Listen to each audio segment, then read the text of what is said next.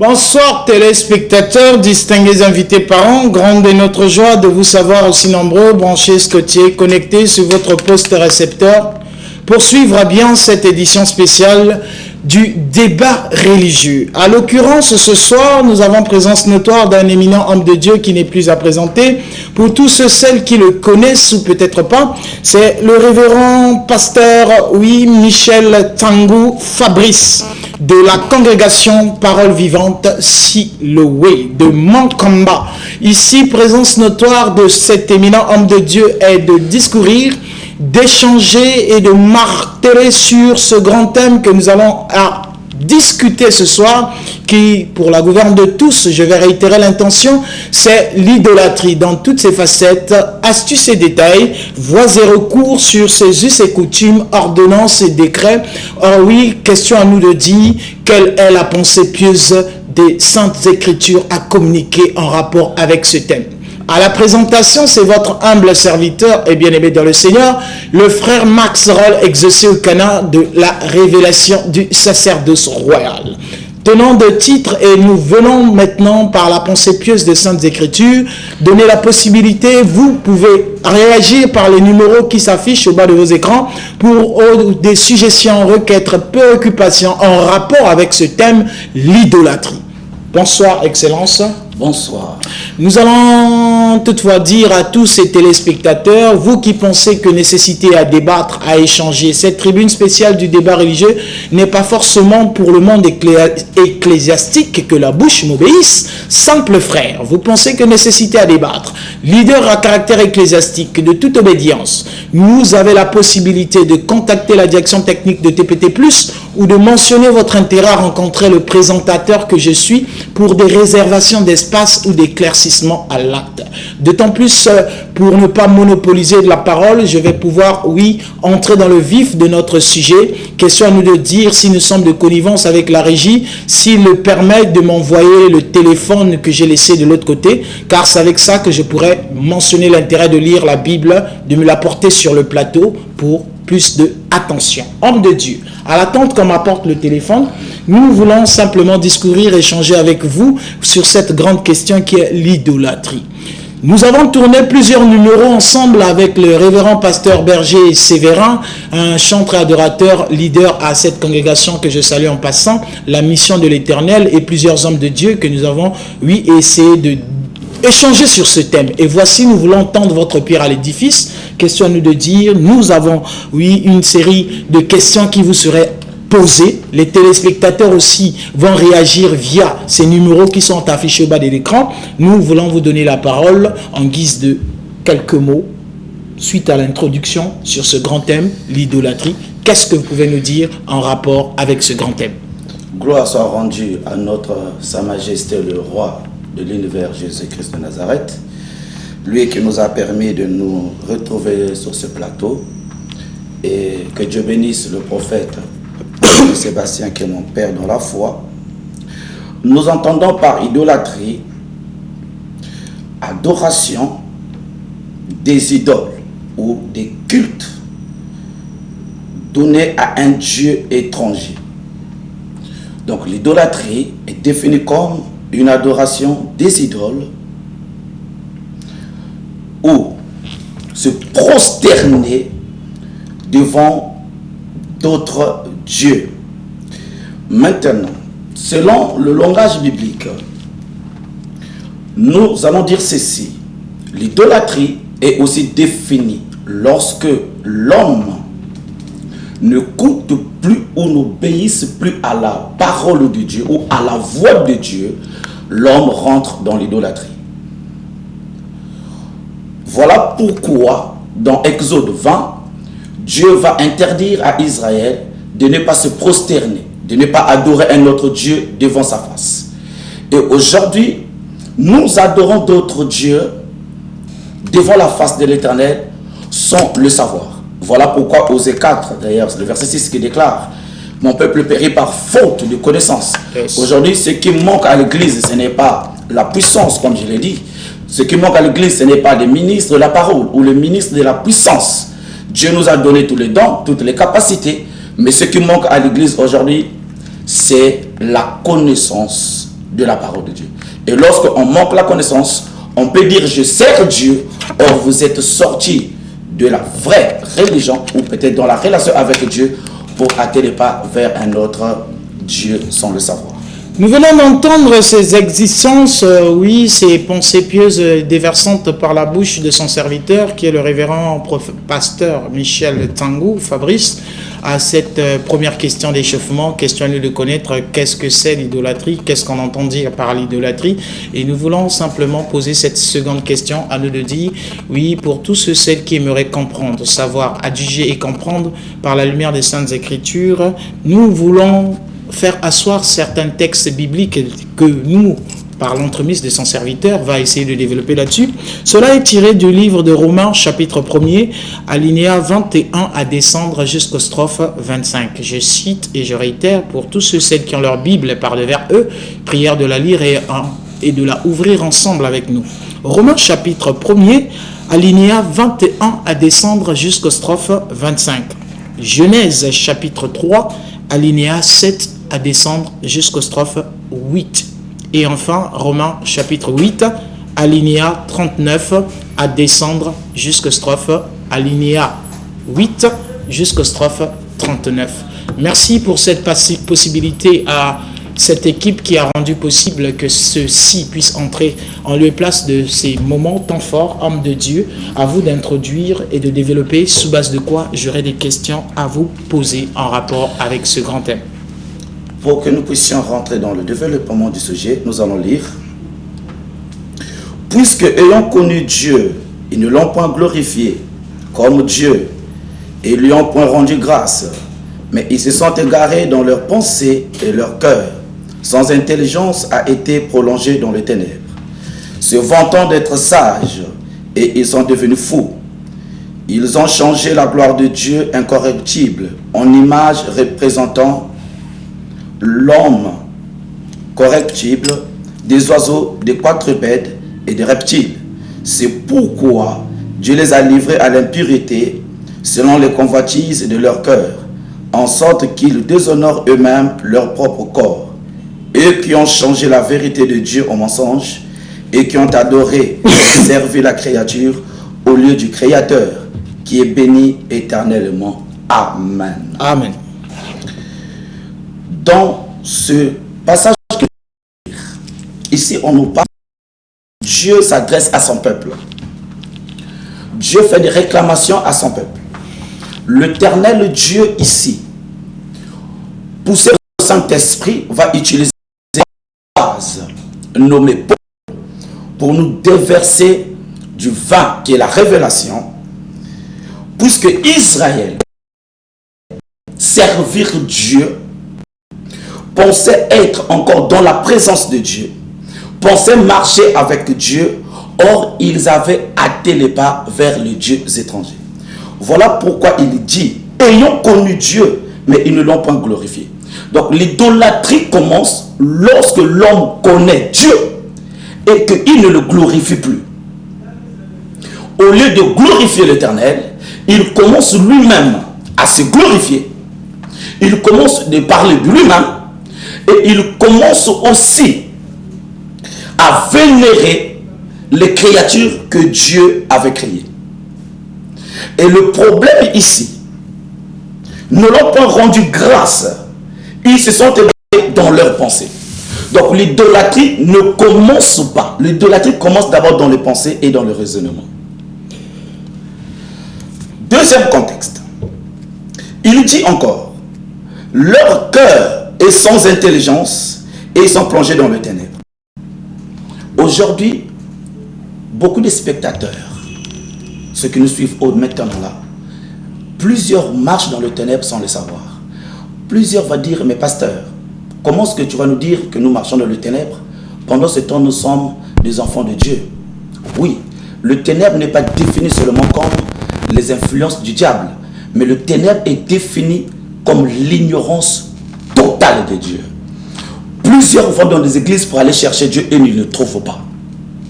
Nous rentrons dans les églises tous les jours. Nous partons célébrer Dieu, mais nous ne trouvons pas Dieu. Voilà pourquoi Ésaïe 60, le premier verset va dire, lève-toi, sois éclairé, car ta lumière arrive. et la gloire de Dieu se lève sur toi. Pose la question aux hommes de Dieu. Pose la question au peuple de Dieu. Est-ce que vous êtes éclairés? Est-ce que vous êtes debout ou vous êtes encore assis sur la poussière? Assis sur la poussière, c'est quelqu'un qui est dans l'humiliation.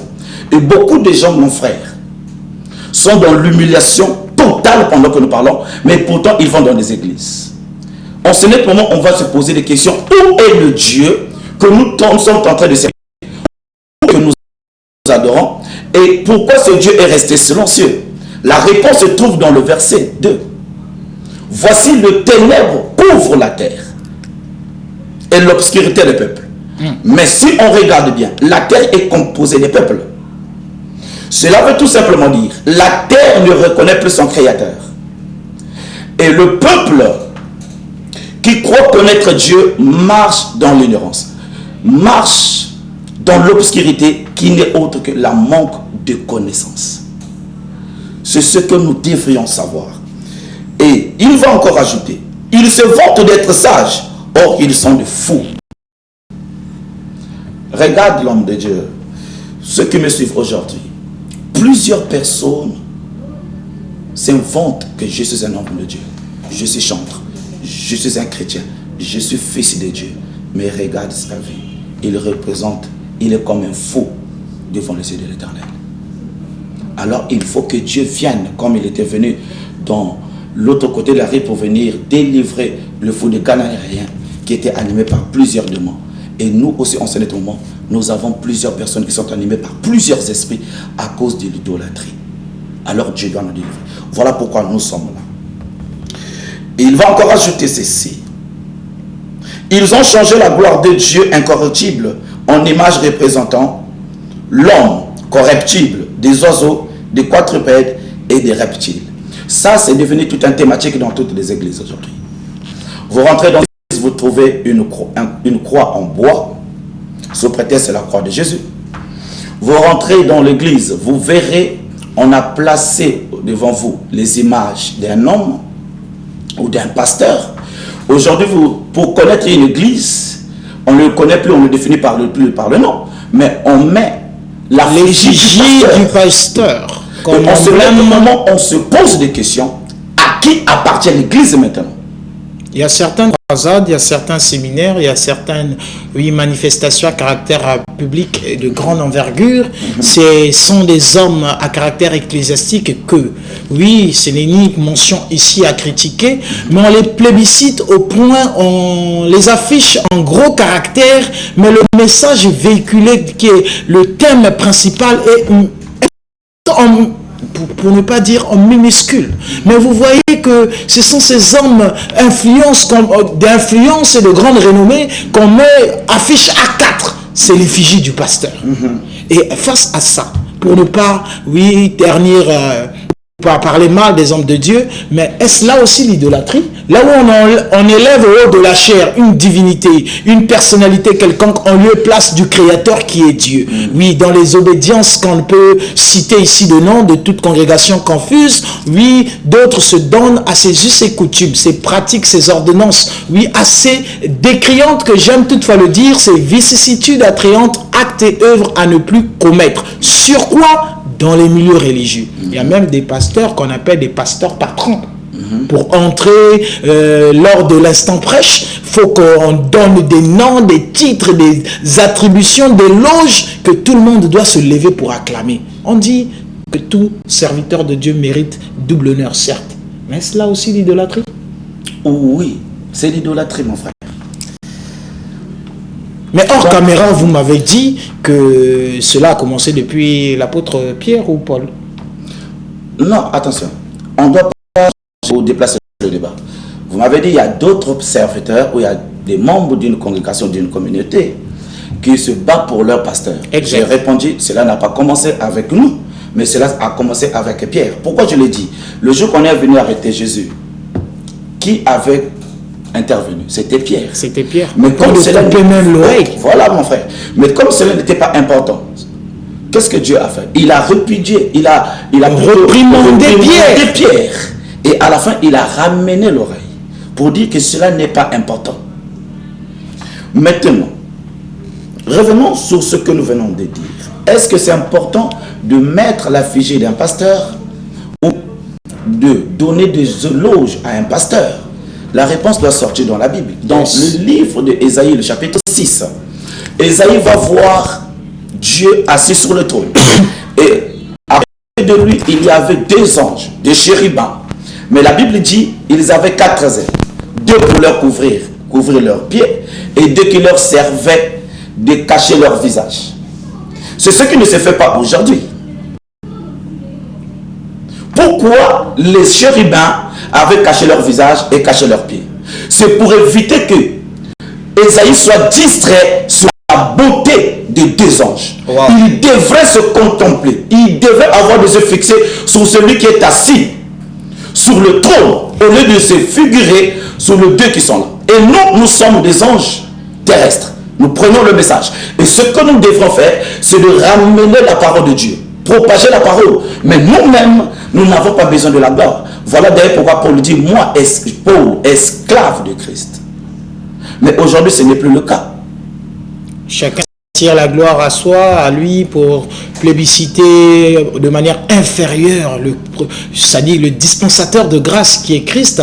Oui, au point où d'autres leaders religieux, ce n'est ni un procès contre les leaders religieux, mais étant donné que nous parlons et nous discourons sur ce thème qui est l'idolâtrie, c'est à moi, de la position que je présente en tant que présentateur, ces mêmes questions que la cité peut se poser, que je me permets de poser en face de ces hommes de Dieu que je reçois sur ce plateau, certainement par voies et recours, c'est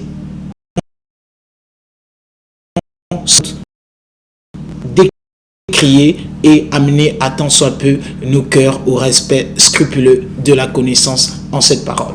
Pasteur, avant que vous puissiez poursuivre votre pensée, nous avons une rubrique à laquelle nos téléspectateurs peuvent réagir via les numéros qui s'affichent au bas de vos écrans ou via interactivité avec nous sur le plateau suite à nos correspondants qui sont à l'extérieur. Donc nous avons cette première séquence qui est la rubrique questions et réactions du public. Jingle.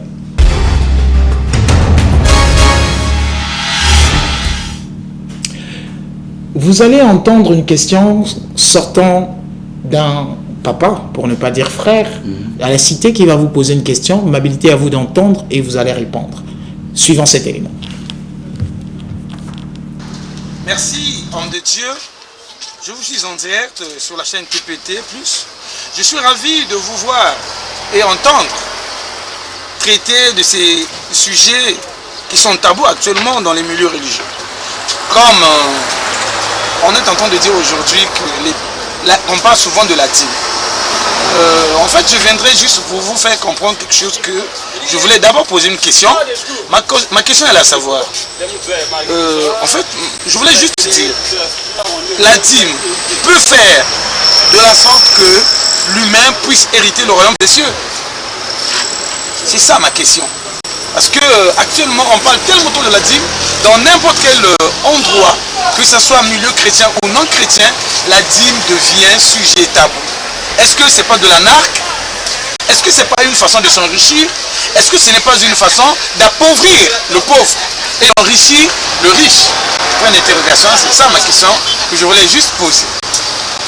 Et je me présente d'abord parce que je ne l'ai pas fait au départ. Je suis frère Patrick Malo. Je suis aussi quelque part artiste. Parce que j'ai déjà chanté sur la Covid-19 que je veux essayer de présenter aussi un jour au niveau de TPT2, de TPT+, si et seulement s'ils peuvent être capables de me rehausser afin que le monde essaie un peu de comprendre ce qui est en moi comme talent ou pas. Merci. Vous avez l'amabilité de répondre face caméra, bien que la question n'attrait pas avec le sujet que nous sommes en train de discourir et débattre sur l'idolâtrie, mais il pose une question sur la dîme. Est-ce que la dîme peut-elle permettre à nous croyants, à tous ceux qui s'optent à payer sa dîme pour accéder au royaume des cieux? Vous avez la parole. Merci. Il est écrit dans la Bible, puisque nous parlons de Dieu, alors nous devons nous référer à la Bible. Il est écrit dans Romains le chapitre 10, le verset 9. Si tu confesses de ta bouche le Seigneur Jésus-Christ, et si tu crois dans ton cœur que Dieu l'a ressuscité de mort, tu seras sauvé. Le salut vient que lorsque l'homme confesse. Le salut vient dans la vie de l'homme lorsque l'homme accepte Jésus-Christ comme Seigneur, Sauveur de sa vie. C'est en ce net moment, le Christ qu'il a confessé, le Jésus qu'il a confessé de sa bouche, va lui donner le pouvoir de devenir enfant de Dieu, selon Jean 1, le verset 12 à 13. Maintenant, sur la question, est-ce que la dîme peut faire entrer un homme dans le royaume de Dieu ou être sauvé? Je dirais non. Pourquoi? Si c'était le cas, alors on devrait dire que toute personne qui fait des gestes de charité doivent hériter le royaume des cieux. Le salut est réservé à ceux qui ont reçu Jésus-Christ comme Seigneur et Sauveur, pas à ceux. Nous avons des frères et sœurs qui payent des dîmes et qui ne vont jamais à l'église. On les appelle le juste de la terre. Mais est-ce qu'eux, ils seront sauvés? Est-ce qu'ils ont reçu le salut parce qu'ils payent la dîme? Archi faux. La dîme ne sauve pas. Mais la dîme attire la faveur de la bénédiction financière dans la vie de l'homme. Mais la dîme n'amène pas le salut dans la vie de l'homme. Voilà la réponse que je pourrais donner à mon précieux frère qui a posé cette question.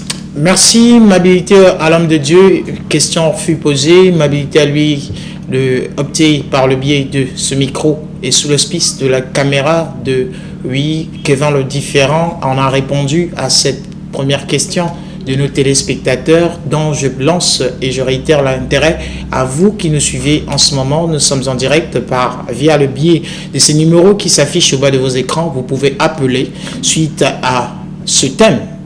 Posez vos questions et l'homme de Dieu aura l'amabilité à répondre à toutes ces préoccupations.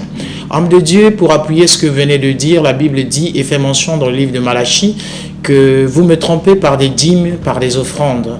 Si vous mettez de la sorte à l'épreuve, j'ouvrirai les écluses des cieux. Certainement, ce frère qui a posé la question, quand il parle ouvrir les écluses des cieux, c'est pas ça le ciel où il faisait allusion au salut. On va ouvrir les écluses des cieux.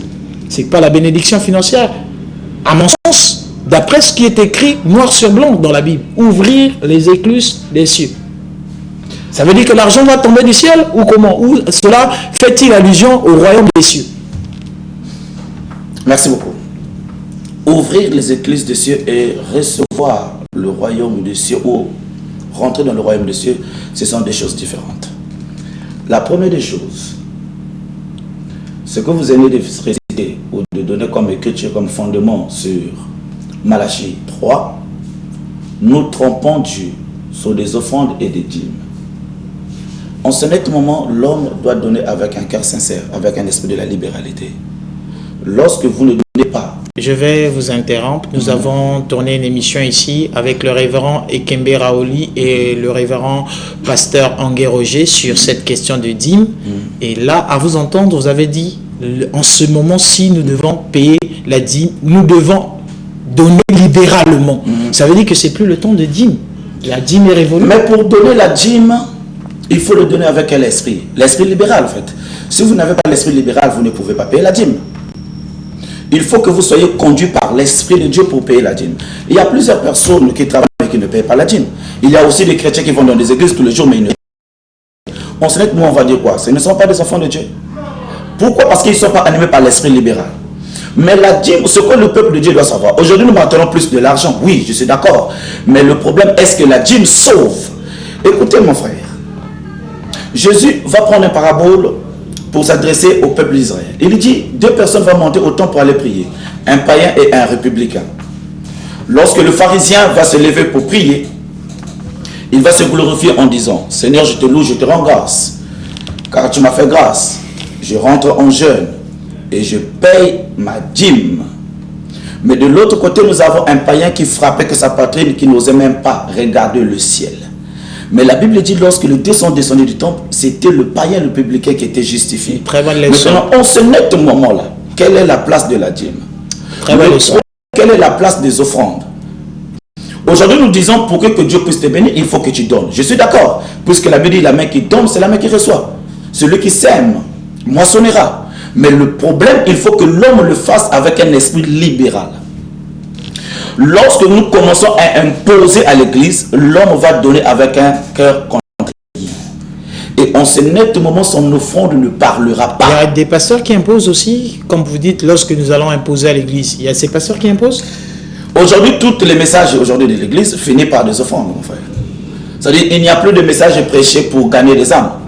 À la fin, on tombe toujours dans les bénédictions. Mais c'est écrit dans la Bible, vous ne pouvez pas venir dans la maison de l'Éternel les mains vides. Merci. Attends un peu. Là, je ouvre encore un autre angle. Là, c'est le Deutéronome 7. Tu te présenteras devant Dieu et tu ne te présenteras pas les mains vides. Maintenant, qu'est-ce que cela veut dire? On ne doit pas interpréter les Écritures selon la sagesse ou l'intelligence humaine, ce que nous avons appris. Mais nous devions interpréter les Écritures avec l'intelligence de Dieu. Posons maintenant la question. Lorsque Moïse va monter sur la montagne, là où il avait vu le buisson ardent allumé en feu, il avait amené quoi? Le pain. Il était parti avec quoi? Avec de l'or ou de l'argent? La Bible dit qu'il était parti avec un bâton. L'homme doit se présenter à Dieu pas avec des offrandes que nous amenons. Ce chapitre veut dire ceci. Toute personne qui doit se présenter devant Dieu, il doit se présenter avec le don que l'Esprit de Dieu lui a donné. Puisque toute personne qui a reçu Jésus-Christ comme Seigneur et Sauveur, il est la réponse de Dieu dans trois dimensions. Il est la réponse de Dieu pour sa famille. Lorsque je parle de la famille, Éphésiens 2, le verset 19, ainsi donc vous n'êtes plus des étrangers ni des gens du dehors, mais vous êtes des saints, membres de la famille de Dieu. Donc tout chrétien qui a reçu Jésus, qui se présente devant Dieu, doit aller auprès de Dieu avec le don que Dieu vous a donné. C'est en canal de ce don que l'Éternel Dieu va travailler en vous, ou il va utiliser pour sauver son peuple. Deuxième, vous êtes la réponse de Dieu pour votre pays. Troisième, vous êtes la réponse de Dieu pour la nation. Le don de Dieu dans l'homme est la réponse de Dieu pour le problème de l'Église, de votre pays et de l'humanité. On ne se présente pas avec de l'or et de l'argent. D'ailleurs, Samuel avait dit à Saül, Dieu prend plaisir aux holocaustes. L'obéissance vaut mieux que le sacrifice. L'obéissance vaut mieux que les sacrifices. Ceci n'est pas l'objet du thème, mais comme le téléspectateur en a posé, à entendre ce qui sort, je ne sais pas qu'est-ce qu'il faut dire. Stupéfait, scandale, et quelle est la leçon à retenir? Ce sont ces hommes de Dieu qui rendent pierre à l'édifice, interprètent les textes, et de ma position de présentateur, et en sachant que je vais me présenter avec un chrétien, je dois avoir la connaissance sur la Bible. Si je reçois un musulman, je dois faire des recherches sur le Coran. Quand je reçois les Ngunza, je dois aussi m'instruire à leur livre qui est le Makongo ou le Mampolo, dans ces oases et recours pour éclairer tant soit peu la lanterne. À entendre l'homme de Dieu, et nous allons revenir dans le thème qui est l'idolâtrie, mais à entendre l'homme de Dieu que nous devons, l'obéissance vaut mieux que les sacrifices, et a pris témoin Moïse là, sur la montagne, et présente soit ni l'or et l'argent, mais croyez-vous, homme de Dieu? C'est là la simple question pour chuter et nous allons revenir sur le thème. Croyez-vous, homme de Dieu, à la lumière de ce que vous dites, si aujourd'hui tout le peuple que vous enseignez dans les églises s'adonne à venir dans les lieux de culte, rien qu'avec le cœur, la mise en pratique de la parole de Dieu, croyez-vous que ces églises-là ne vont pas fermer d'ici peu? Comment vous allez payer les factures? Comment vous allez, autrement dit, pour ces pasteurs qui sont à temps plein, qui ne travaillent pas, à l'occurrence, vous, au moins, vous travaillez, mais ces pasteurs-là, comment ils vont vivre? Ils vivent des offrandes, ils vivent des dîmes. Voilà un peu l'objet de la question. Ok. Nous ne sommes plus dans le sacerdoce lévitique. Très bien dit, ça nous le connaissons. Nous sommes maintenant dans le sacerdoce royal. Maintenant, ce qu'on doit savoir, lorsque un pays envoie un homme comme ambassadeur, il établit un ambassadeur dans un autre pays. Qui prend l'ambassadeur en charge? Le pays d'accueil ou le pays qu'il a envoyé? Le pays d'origine qu'il envoie. Maintenant, si vous êtes envoyé par Dieu, alors c'est Dieu qui doit vous prendre en charge. Très bonne question. Nous n'allons pas nous éternir là. Pour ceux, celles, j'aime toutefois le dire, pour tous ceux, celles qui ont des oreilles pour entendre ce que l'Esprit de Dieu veut dire à son Église. Du reste, j'ai peut-être, pas peut-être, mais j'ai compris, Amabilité à vous téléspectateurs, nous croyons aussi que vous avez compris la profondeur de cette écriture ou des citations que l'homme de Dieu en a citées à l'heure en rappelant cette question. Revenons au thème, l'idolâtrie. Téléspectateurs, vous avez la possibilité de réagir ou appeler par ces numéros qui s'affichent au bas de vos écrans. Vous pouvez poser des questions. L'amabilité à ces hommes de répondre. D'aucuns pourraient savoir, homme de Dieu, quelle est la situation géographique de vos lieux de culte, quelles sont vos adresses et numéros de contact téléphonique, et s'il y a une activité de la semaine au sein de vos lieux de culte, qui est la congrégation Parole Vivante Siloé. L'église se trouve à Mongonkamba, en allant vers André Jacques. Vous arrivez à l'interception, vous prenez la grande avenue qui mène vers Chister. Nous sommes dans cette avenue, 4e parcelle à votre gauche. C'est-à-dire vous arrivez à l'interception, vous prenez la grande avenue qui est à votre droite. Vous commencez à compter première parcelle, 5e parcelle à votre gauche. C'est là où se situe l'église. Je réponds au numéro 06 648 51 11. Vous allez continuer tout à l'heure. Nous avons un téléspectateur qui réagit par appel. Allô? Oui, bonjour monsieur. Bonjour, et d'où vous nous appelez et à qui nous avons l'honneur? Je m'appelle Fred, j'habite au quartier Pacry. Ok. Quelle est votre préoccupation en rapport avec ce thème? Oui, j'aimerais intervenir concernant la question que vous avez posée à l'homme tout à l'heure. C'est concernant les personnes qui ne travaillent pas. Et loyer à payer.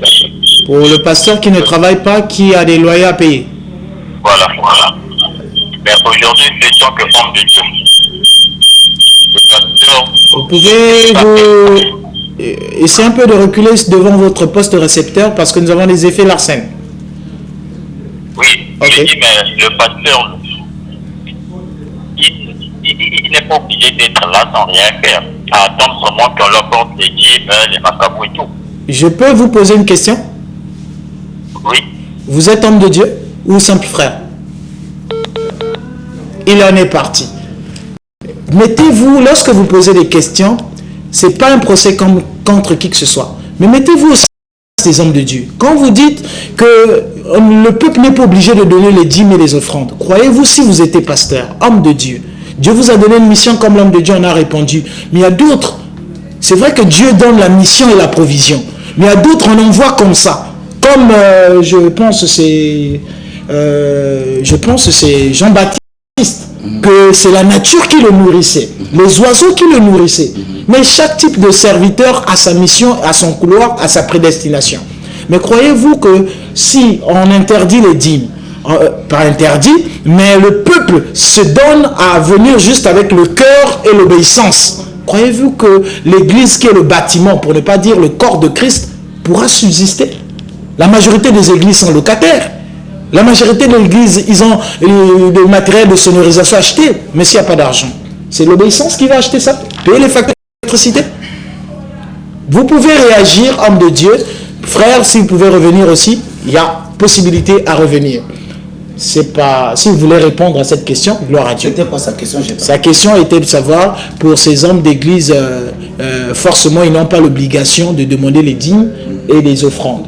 Pour ceux qui ne travaillent pas, donc ils devaient se démerder à répondre à toutes ces charges de l'église. Voilà pourquoi j'ai posé la question, est-ce qu'il est lui-même serviteur de Dieu ou simple frère? Mais le crédit en a fait défaut. Merci. Revenons sur ce. C'était sur les adresses contacts téléphoniques, c'est un programme afférent dans vos lieux de culte.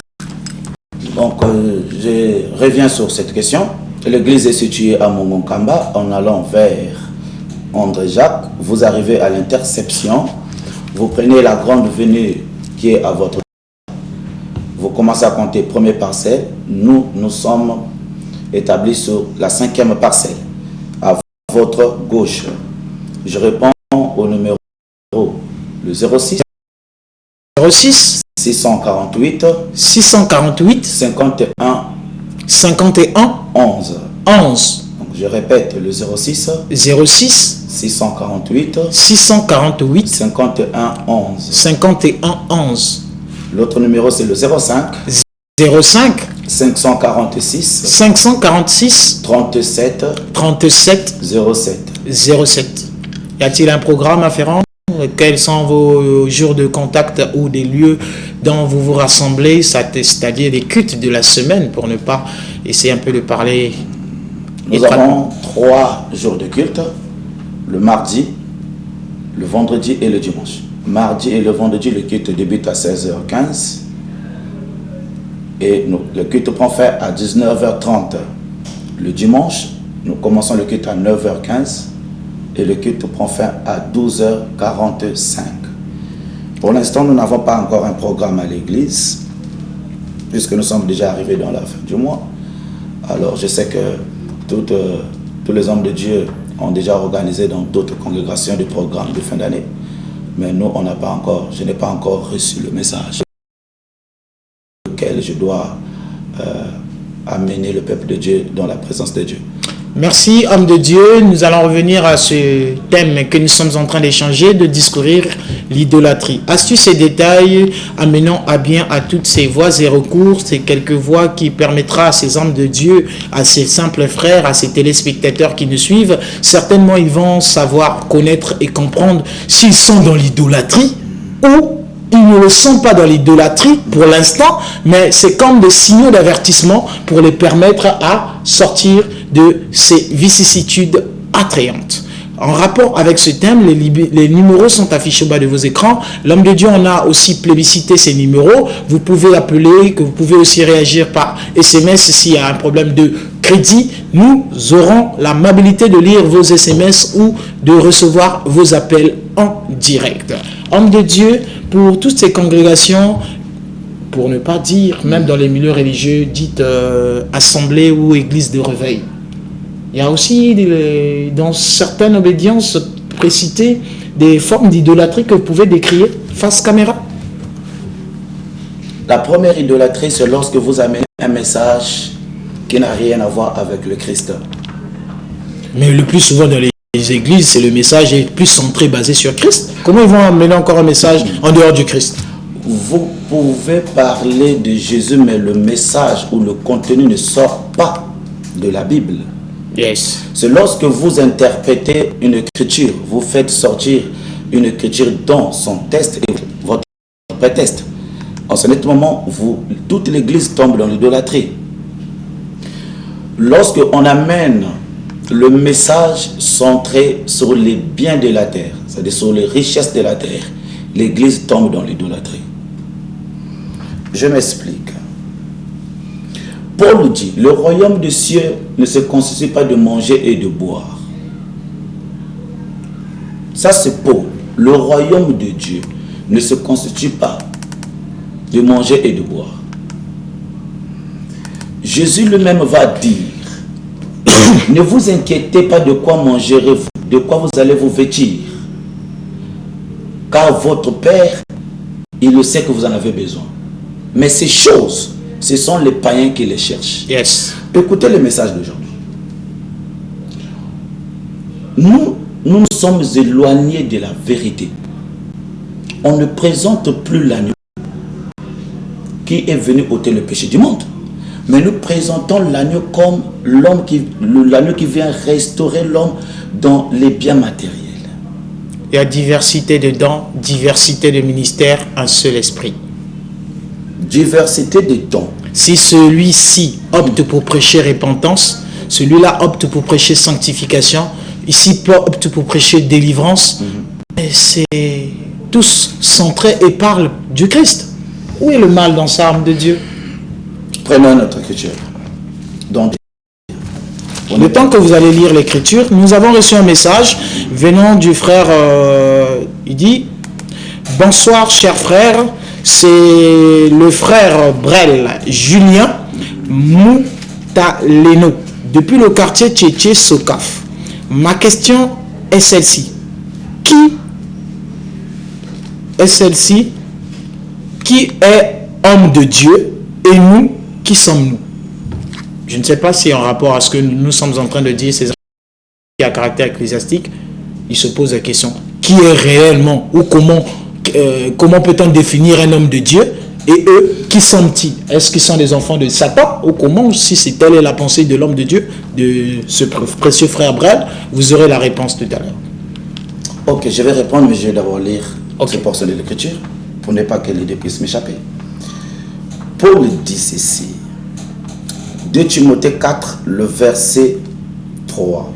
Car il viendra un temps où les hommes ne supporteront plus la vérité, mais ayant la démangeaison d'entendre des choses agréables.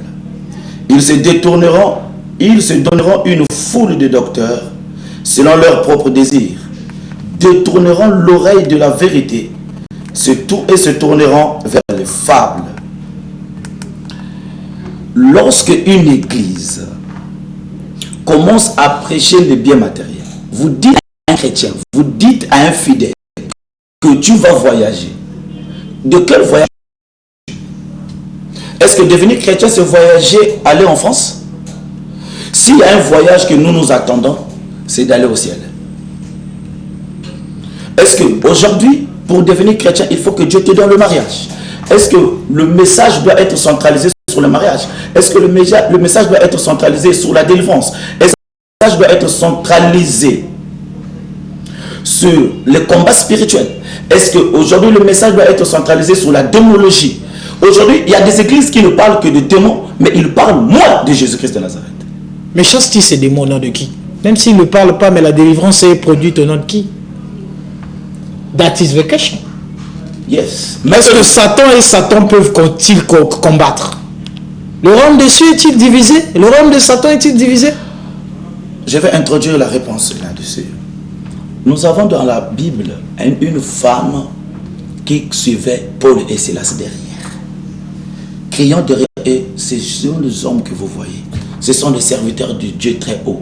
Et ils vous annoncent le salut. Mais Paul ne s'est pas arrêté au discours que propageait la femme.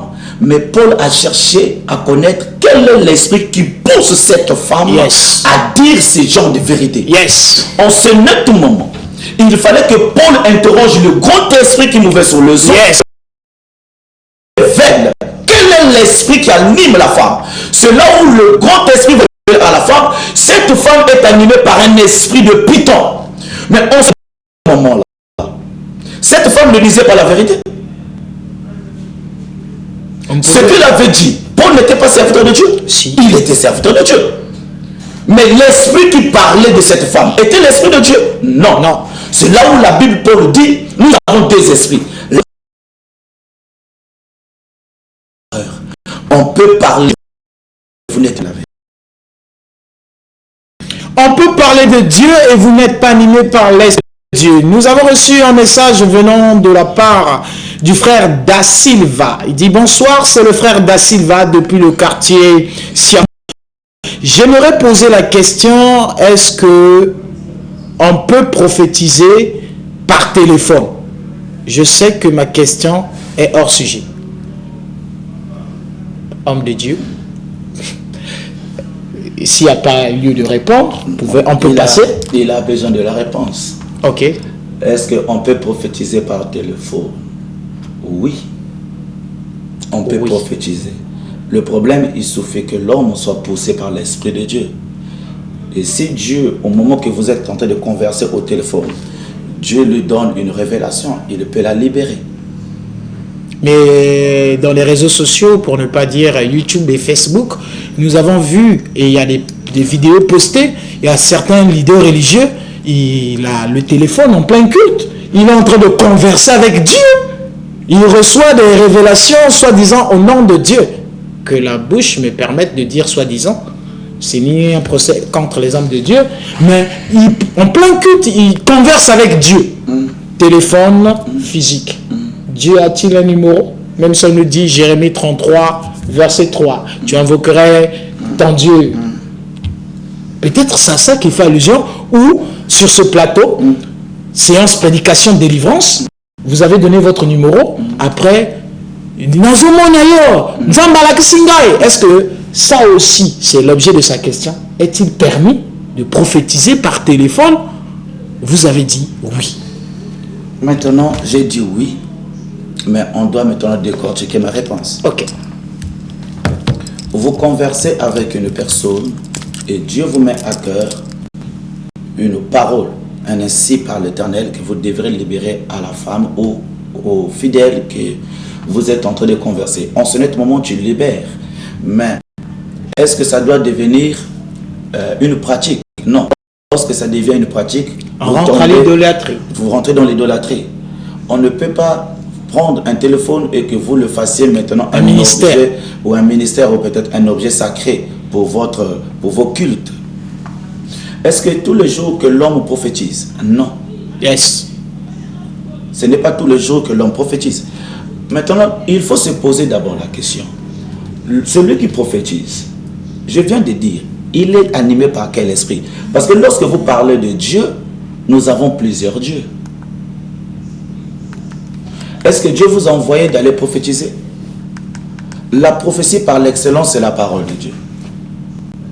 Est-ce que c'est faire le discernement de pensée des gens? C'est ça qui va sauver l'homme. Vous pouvez étaler de ce qui se passe dans la vie de l'homme, mais l'homme ne sera pas sauvé. La seule et l'unique chose qui amène l'homme à la repentance, c'est la parole. Vous pouvez dire à la personne. Et ce qui me fait très mal, vous verrez qu'il y a tout prophète qui prophétise, il ne peut pas de trois contextes. Leur prophétie sort. Ou il va prophétiser sur le passé, ou il va prophétiser sur le présent, ou il va prophétiser sur le temps futur. Mais souvent, ils sont focalisés sur le matériel.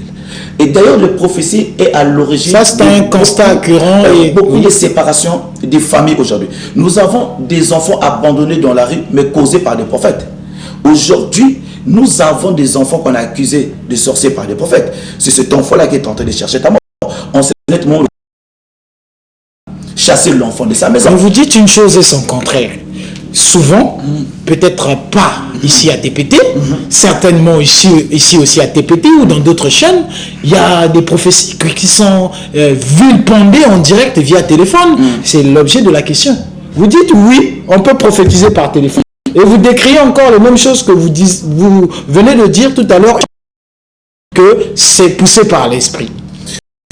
Quelle est la leçon retenue? Le problème, c'est celle-ci. Je reviens à la question. Moi, sur ma réponse plutôt. Je suis tenté de converser avec vous au téléphone. Yes. L'Éternel Dieu me met à cœur de libérer un ainsi par l'Éternel, venant de Dieu. En ce net moment, je peux la parole. Là, nous comprenons. Mais ça ne devient pas, comme je peux dire, une coutume ou une habitude que je dois commencer à prophétiser au téléphone. Ça va devenir une télépathie. En ce net moment-là, plus que vous allez faire cela, votre habitude de commencer à prophétiser sur le téléphone, on sait nettement vous tombez dans l'idolâtrie. Mais je prends le cas, par exemple, là vous êtes en direct. Mais le peuple n'est pas en connivence avec le prédicateur qui prêche. Mais comment entrer en contact avec la cité s'il n'y a pas le biais du téléphone? Nous sommes au temps moderne. Il faut qu'on ait de quelle prophétie il s'agit-il? Parce que nous avons deux types de prophéties. L'âme à la cité telle que nous tournons les midi. Papa, j'ai un problème. Dit là, c'est là où nous parlons. Maintenant, voici ma réponse. Un fidèle m'appelle, pasteur, j'ai un problème, rien ne marche dans ma vie, je suis bloqué, mes affaires ne marchent pas, je suis stérile, ça fait 5 ans, je suis allé à l'hôpital, nous avons fait des examens. Le docteur, le gynécologue a déclaré, moi et mon mari, nous nous portons bien, mais au-delà de cela, nous n'avons pas un enfant. En ce net moment, quelle est la prophétie que je dois libérer? Si je rentre en disant que je vois ta tante qui a pris ta sémence, ta fertilité, il avait bloqué ça sur une bouteille, il avait jeté dans la mer, pour que tu puisses sortir de cela, on doit te délivrer. En ce net moment-là, vous ne sauvez pas cette femme, vous ne sauvez pas cet homme, mais vous êtes en train de fabriquer une église des rebelles. Quelle est la réponse que vous devrez donner à la femme? La Bible dit, crois au Seigneur Jésus, tu seras sauvé toi et ta famille. Le problème, tu dois dire à la personne, si vous voulez sortir dans la situation que vous êtes, donnez votre vie à Jésus, croyez en Jésus, mettez votre foi en Jésus, suivez ce que Jésus nous a prescrit et vous serez sauvés. Belle initiative, une très belle réponse et ainsi Jeanne crédité à tous ceux qui ont des oreilles pour entendre ce que l'Esprit du Seigneur veut dire à son Église. Ici, ce n'est pas une tribune comme autrement et le font d'autres, un procès d'intention contre qui que ce soit. Ici, l'objectif est de faire jaillir la vérité, rien que la vérité. L'objectif de cette tranche d'animation qui est le débat religieux réunit des têtes, réunit des pensées autour d'un thème. Comme vous le constatez, et vous qui êtes fidèles téléspectateurs, toutefois branchés sur ce canal de Via TPT pour ce grand programme du JT religieux couplé de débats, m'habiliter à vous d'entendre par le biais des invités que je reçois tout le temps sur cette tribune spéciale, a répondu l'homme de Dieu, à l'occurrence celui-ci que je reçois en ce moment. Les numéros sont affichés au bout de vos écrans. Vous pouvez appeler, vous pouvez écrire, vous allez lire et vos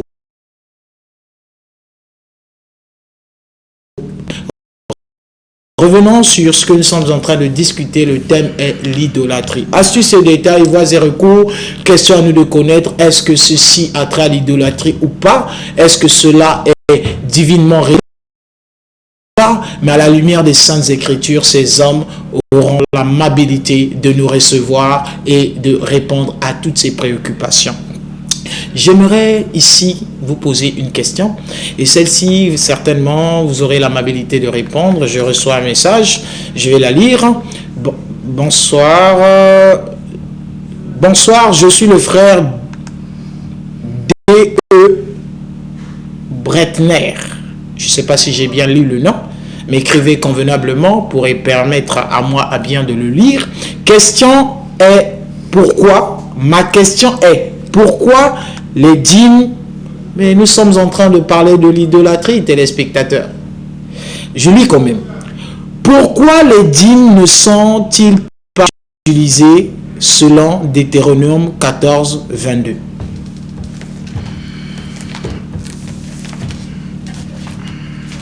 Pendant que l'homme de Dieu est en train de fouiller la référence que vous avez mentionnée, pour ne pas sortir hors sujet, téléspectateurs, le thème est mentionné, l'idolâtrie. C'était juste une fête qu'un téléspectateur a pensé mettre sa pierre à l'édifice, poser la question sur la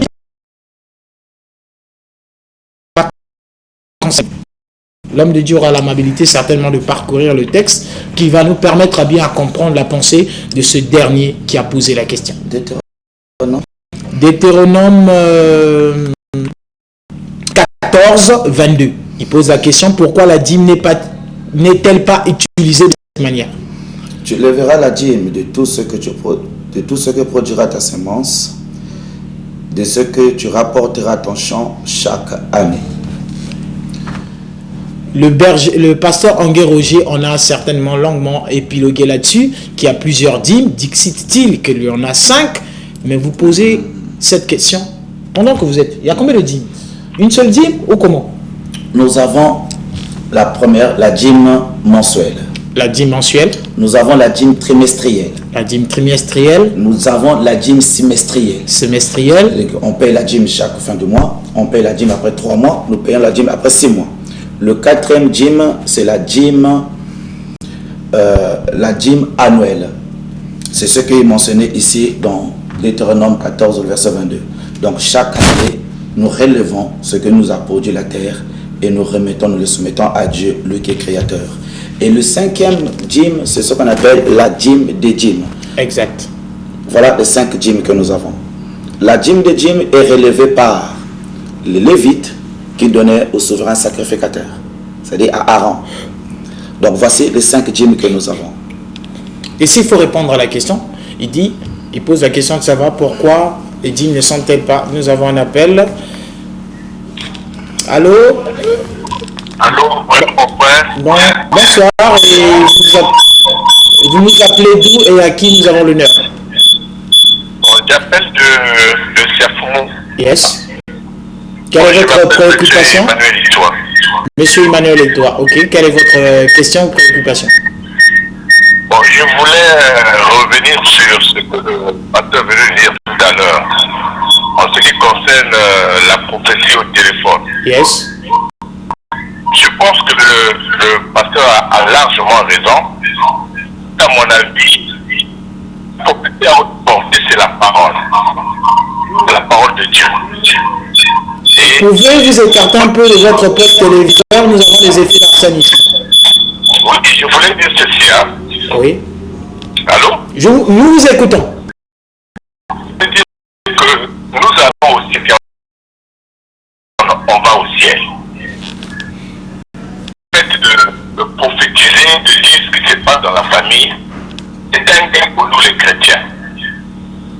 Moi, je pense que, en dehors de la parole de Dieu, tout ce qui se passe, les prophéties-là, c'est de l'idolâtrie. Le pasteur a raison. Non, la prophétie n'est pas l'idolâtrie, c'est dans la Bible.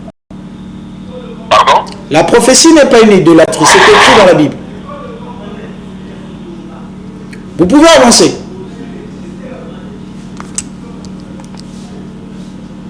Allô? Il est toujours connecté, mais la voix ne passe plus. Homme de Dieu. S'il faut répondre ou passer à une autre question. Ok, je vais revenir sur la question, ou sur ce que notre précieux frère vient de dire. Aujourd'hui, c'est la manière où nous utilisons les prophéties qui n'est plus la meilleure. La prophétie est plus focalisée, comme je l'ai dit, sur l'intention de famille et sur les biens matériels. Personne ne peut dire la vérité au peuple de Dieu. Il y a trois choses qui poussent des prophéties aujourd'hui. La souffrance, première des choses. Mais est-ce qu'il y a des hommes de Dieu qui peuvent dire au peuple de l'Éternel, pourquoi le peuple de Dieu souffre-t-il? Est-ce que toute souffrance vient du diable? D'ailleurs, si c'est le diable qui est à l'auteur, mais qui donne le mandat au diable? La Bible dit, un malheur peut-il arriver Sans que l'Éternel soit l'auteur? Nous avons trois types de souffrances. La première, c'est la souffrance liée à l'appel. C'est-à-dire, lorsque Dieu vous appelle, lorsque vous acceptez Jésus-Christ comme Seigneur Sauveur, la première des choses, vous devrez partager la souffrance de Jésus. Puisqu'il dit, soyez mes imitateurs. Vous ne pouvez pas, Dieu ne peut pas vous mettre au large si vous ne passez pas à la souffrance. D'ailleurs, l'or doit être prouvé par le fait que vous souffrez. D'ailleurs, c'est ça le cas de Joseph. Joseph était appelé. Dieu lui a montré en vision qu'il va devenir un gouverneur. Mais Dieu ne lui avait pas révélé dans quel chemin, quel est le chemin qu'il devait parcourir, qui doit lui amener à la gloire. Homme de Dieu, la régie me fait savoir que le temps qui nous était imposé touche à sa fin. Et au-delà de tout, vous permettre de faire valoir l'œuvre à laquelle vous avez pu mentionner votre intérêt à répondre sur cette tribune spéciale du débat religieux. Quel serait votre mot de fin? Et s'il y a des contacts, numéros téléphoniques, adresses et lieux des cultes, et sous base de quoi j'aurai la possibilité de clore cette émission? Mon mot de fait se trouve dans Genèse, verset 8. Genèse 7, verset 8. Dans ce chapitre, on nous parle d'Adam. Adam qui était dans le jardin d'Éden. Après avoir désobéi à la parole de Dieu, Adam est parti vers le figuier. Et le figuier avait habillé Adam, puisqu'il avait utilisé ce feuilles pour faire un vêtement pour coucher ou couvrir sa nudité. Mais vous allez remarquer, lorsque la voix de l'Éternel va retentir dans le jardin, Adam s'est caché. C'est là où commence l'idolâtrie dans le jardin d'Éden. L'homme n'écoutait plus Dieu. L'homme avait tendance de chercher la solution à ses problèmes. Et lorsque vous n'écoutez plus Dieu, quand vous tombez, quand vous dites, la Bible dit, si mon peuple s'humilie, mais le problème de Christ, personne ne reconnaît ses fautes, personne ne reconnaît sa désobéissance. Nous tous nous cherchons. Nous allons prendre ce dernier téléspectateur qui réagit via appel. Allô, et de quel quartier vous nous appelez et de qui nous avons l'honneur? Je suis le frère Gaëtan depuis Siafou. L'émission touche à sa fin et c'est un peu d'aller plus bref. D'abord, je tiens à féliciter le pasteur sur le plateau. Ok, on vous félicite. Sur la prophétie au téléphone. Donc, félicitations au pasteur. Je voudrais juste lancer l'alarme à ceux qui croient à ce genre d'idolâtrie, que le constat est que la plus grande pauvreté, la pauvreté se trouve à l'église. Pourquoi? Parce que nous sommes désorientés de la parole de Dieu. Les gens suivent les prophéties. Que demain tu vas voyager, demain tu deviendras cela, mais enfin, nous nous retrouvons toujours dans le pire, dans un désert infernal. Que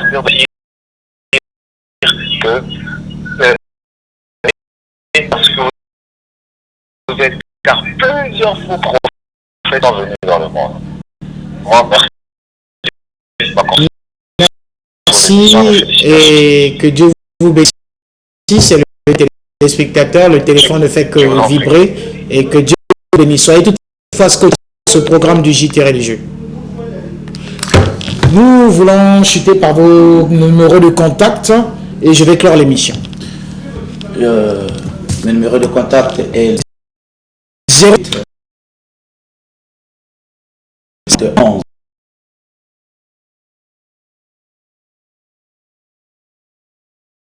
11 06 06 648 640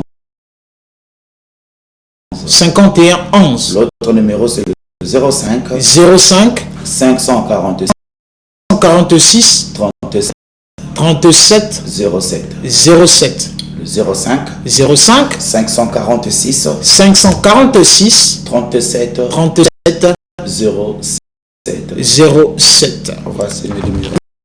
Merci téléspectateurs, l'émission à sa fin et nous avons reçu notoire d'un homme qui n'est plus à présenter, le révérend pasteur Michel Tangou Fabrice de la congrégation Parole Vivante de Mankamba, dont nous avons échangé sur ce grand thème qui est l'idolâtrie. À vous, hommes d'église, simples frères, vous pensez que nécessité à débattre, à mettre votre pierre à l'édifice, nous pouvons descendre dans vos lieux de culte pour prendre, oui, la perce-synthèse de l'ambiance du culte, adoration, louange, communiqués annonces, l'effigie, oui, de la pensée du maître à communiquer dans cette première rubrique qui est la visibilité de lieu de culte, l'instant prêche, prendre ces séquences autrement dit que la bouche m'obéisse, la pensée pieuse qui est l'exhortation, l'enseignement et la prédication, et cette dernière tranche des missions qui est ce plateau spécial du débat religieux, celle-ci réunit des têtes, réunit des pensées autour d'un thème dont le but est de faire jaillir la vérité, rien